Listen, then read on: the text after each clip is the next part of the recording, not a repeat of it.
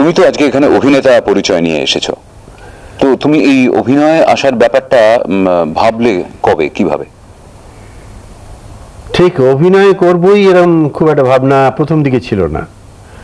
যখন আমি স্কুলে পড়তাম, এমনকি যখন কলেজে প্রথম ঢুকেছি ইন্টারমিডিয়েট, তখন অবধি আমার মানে ফার্স্ট লাভ বা প্রথম চয়েস যেটাকে বলা হয় সেটা ছিল কিন্তু লিটারেচার, সাহিত্য। এবং আমরা একটু সাহিত্য করতাম, সাহিত্য বইটি কিনতাম, পড়তাম, ম্যাগাজিন কিনতাম। এবং সেই সময় আমার গল্প, আমার লেখা গল্প, কবিতা পত্রিকাতে বেরিয়েছে। তো পরে হঠাৎ হলো কি 1954 সালে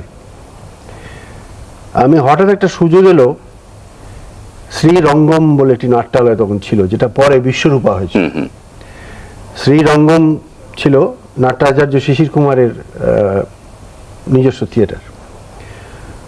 তো আমি কোথা থেকে একটা পাস পেয়েছিলাম, পাস পেয়ে আমি ওনার ওই নাটক দেখতে গিয়েছিলাম, সেটা ছিল মাইকেল মধুসূদন।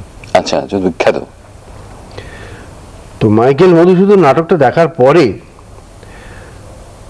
আমার মনের মধ্যে কিরকম একটা তোলপাড় হয়ে গেল। মানে সে প্রথম মাউন্ট এভারেস্ট দেখলে যেরকম হয়, বা প্রথম সমুদ্র দেখলে যেরকম ফিলিং হয়, যে এরকমটি তো আমি কখনো আগে দেখিও নি, ভাবিও নি যেরকম হতে পারে। তো সেই তারপর দেখার পর বেরিয়ে খানিকক্ষণ রাস্তায় রাস্তায় ঘুরলাম, ঘুরে তারপর মনে হলো বাড়ি গিয়ে, তারপর ভাবলাম, ভেবে মনে হলো যে অভিনয় দেখে যদি এত আনন্দ হয় তাহলে করলে না জানি কি আনন্দ হবে। এই আমি সত্যিকারের একবারে সম্পূর্ণভাবে আকৃষ্ট হয়ে গেলাম অভিনয়ের প্রতি। মানে ওটাকে টার্নিং পয়েন্ট বলতে পারি আমরা মানসিকতার। ডেফিনেটলি একবারে নির্দিষ্টভাবে বলা যায়, নিঃসংশয়ে বলা যায়, যে তা নাহলে এতটা মরিয়া হয়ে আমি ওদের ঝাঁপিয়ে পড়তাম না। তখন কি তোমার ডাক্তারি পড়া কোন পর্যায়ে? না, তখন আমি ইন্টারমিডিয়েট পড়ি, তখন আমি ডাক্তারি পড়ি না। কিন্তু মনে মনে আমি ঠিক করে নিয়েছি